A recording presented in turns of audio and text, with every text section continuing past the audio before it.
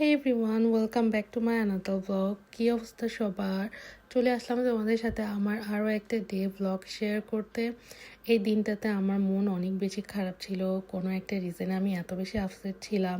তারপর দেখি তোমাদের ভাই আমার জন্য ফ্লাওয়ার নিয়ে আসছে, একটা কার্ড ছিল তার সাথে, সেখানে অনেক সুন্দর সুন্দর কিছু কথা লেখা ছিল। তো এইসব পাওয়ার পর কি আর মন খারাপ করে থাকা যায়?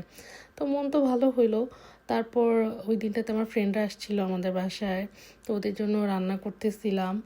আর ওরাও কিছু খাবার ওরা রান্না করে নিয়ে আসছে, কাইন্ড অফ ওয়ান ডিশ পার্টির মতো হয়েছে।